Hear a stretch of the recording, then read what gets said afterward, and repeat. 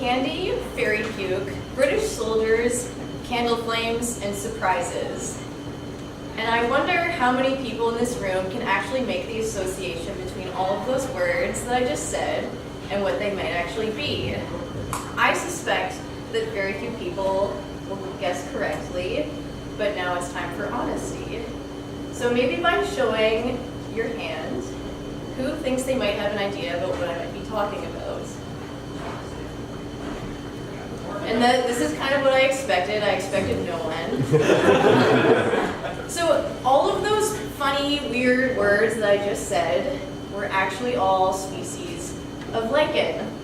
And yes, there is a lichen called fairy puke. It's pink. And those were actually all very common species, and you can generally find them pretty easily in areas near us. But hold up, what exactly is a lichen? Apparently no one really knows.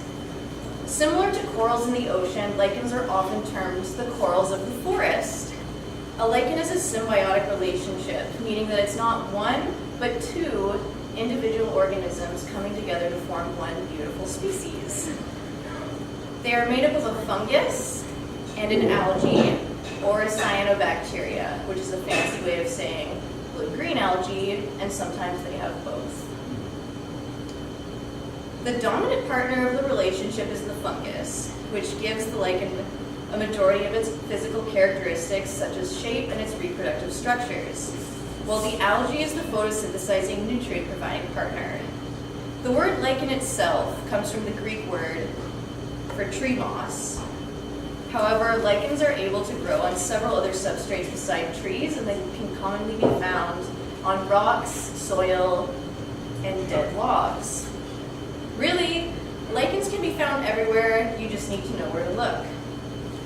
They come in all different shapes, colors, and sizes, and this is often how they're grouped and further identified. There are 3 different types, and they range from being big and leafy to small and circular and kind of boring. The 3 different types are foliose, fruticose, and crustose. But okay, Lindsay, great. Thanks for the morphology, I don't care. Why do lichens actually matter, and why should I care about them? Lichens are so important for so many things, and I wish more people knew. They're important for medicine, food, dyes, and environmental quality. They contain a lot of antimicrobial properties for their medicine purposes, but they're also heavily understudied and very poorly understood. There are almost 17,000 species of lichen known to science, which is believed to be a huge underestimate of the number of species that actually exist because they're poorly studied. And several new species are being constantly discovered and described. And part of the reason that they're poorly understood is the most comprehensive guide available is basically written in another language, contains complicated chemical and microscopy tests, and the book itself weighs nearly 10 pounds. But let's back up to why lichens are important. Lichens are very good indicators of overall ecosystem health and environmental change, air quality being the most notable. They are often considered a bioindicator species. This is because lichens get all their nutrients directly from the atmosphere, since they lack true roots and cannot extract food from the substrates in which they grow. Meaning that they're basically just sponges that grow on stuff outside. So the more pollutants and toxins that are in the air, the more the lichens will absorb. And some species simply cannot tolerate the amount of pollution and poor air quality in urban areas, such as the city we live in. They're especially sensitive to chemicals such as sulfur dioxide, which is car exhaust, and other metal particulates.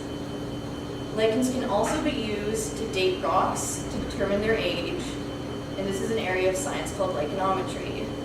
They are used for this because several species of lichen often grow a maximum of 1 millimeter a year, so the size of the lichen equals the age of your rock. And this is just a few of the reasons why lichens are super cool and how they can be used in science. So hopefully I've helped spread the lichen love, and now you all want to go out and get up close and personal with a tree and just see what you might be able to